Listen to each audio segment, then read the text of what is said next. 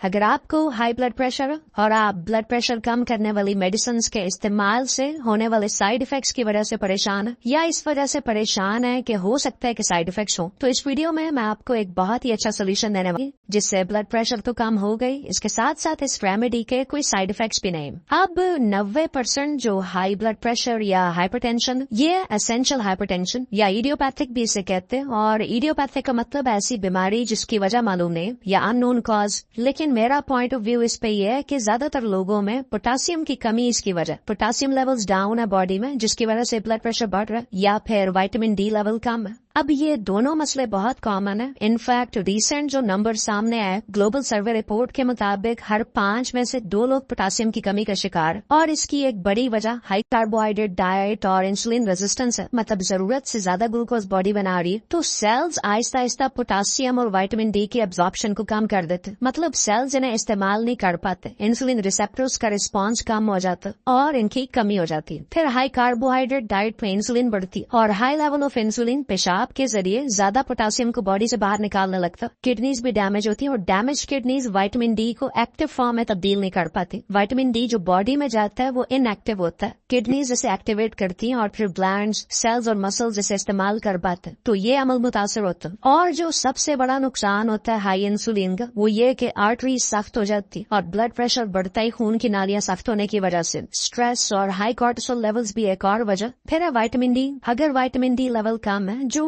Vitamin से ज्यादा एक स्टेरॉइड की तरह एक्ट करता है क्योंकि ये दूसरे हार्मोन्स को भी इफेक्ट कर रहा होता है, बेसिकली इनके साथ मिल के काम करता है और ब्लड प्रेशर को नॉर्मल करता है, जिसमें इंसुलिन, थायराइड हार्मोन्स, कॉर्टिसोल और कुछ और शामिल है। अब इस रेमेडी का एक बड़ा ग्लास आपने भर के रोजाना खाने के साथ पीना। एक ग्लास से ज्यादा पीना चाहे तो पी सकते हैं क्योंकि इसके जो इंग्रेडिएंट्स हैं जो मैं अभी आपको बताने जा इनका कोई साइड इफेक्ट नहीं है, और इन सब चीजों को आपने ब्लेंड करना एक ब्लेंडर में। पहली चीज है फ्लैक्स सीड्स, अलसी के बीज। इन बीजों को पहले आप ग्राइंड करके पाउडर बना लें और सिर्फ 2 टीस्पून पाउडर आपने लेना। फ्लैक्स सीड्स में ऐसे कंपाउंड शामिल हैं जो ब्लड प्रेशर कम करने में मदद करते हैं, प्लस इसमें एक बड़ी मिकदार में ALA मौजूद होता है। ये EPA और DHA का प्रिकर्सर है और ये दोनों ओमेगा 3 फैटी एसिड्स, और omega 3 fatty acids artery function को रिस्टोर करने में हेल्प करते हैं, इन्फ्लेमेशन को कम करते हैं, जिससे आर्टरीज अपनी असली हालत में मौजूद रहती। तो इसमें आप 2 टीस्पून ग्राउंड फ्लैक्सीड पाउडर शामिल करेंगे। नंबर 2 बीट रूट, चुकंदर। चुकंदर पोटासियम का बहुत अच्छा सोर्स है। इसमें नाइट्रेट्स होते हैं जो बॉडी में जाके कन्वर्ट होते हैं नाइट्रिक ऑक्साइड में, और नाइट्रिक ऑक्साइड ब्लड वेसल्स को रिलैक्स और डायलेट करने में हेल्प करती, ब्लड फ्लो बेहतर होता है, और ना सिर्फ ये ब्लड प्रेशर कम करने में मदद करती है बल्कि स्लीप क्वालिटी भी बेहतर होती है। तो चुकंदर के आप छोटे टुकड़े काट लें, तकरीबन आधा कप चुकंदर आप ब्लेंडर में डाल लें। नंबर 3 पालक। पालक में पोटासियम होता है और हमें इस ड्रिंक में पोटासियम की मिकदार को ज्यादा रखना, तो इसमें आप पालक काट लें और आधी मुट्ठी, मतलब मुट्ठी भर के नहीं, ज्यादा आप डाल सकते हैं, लेकिन ये ड्रिंक चूंकि आप रोज पिएंगे और खाने के साथ आपने इसे पीना, खाली पेट इसे ना पिए। अब नंबर 4 है लेमन जूस। एक अच्छे साइज का देसी नींबू आप ब्लेंडर में डायरेक्टली निचोड़ लें। लेमन जूस पे बहुत कमाल की रिसर्च मौजूद है कि ये किस तरह हाई ब्लड प्रेशर को कम करने में मदद करता है, और इन सारी स्टडीज का लिंक इस वीडियो के नीचे भी मैं डाल दूँ। नंबर 5 अनार।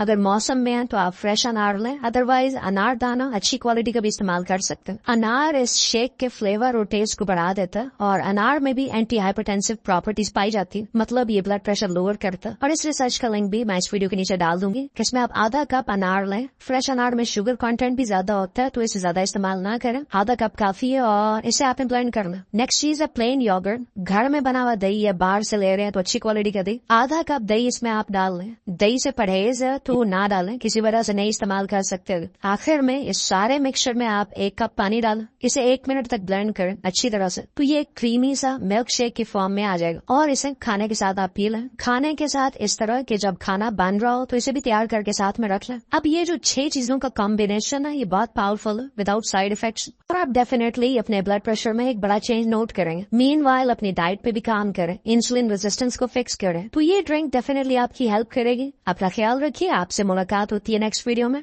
अल्लाह हाफिज।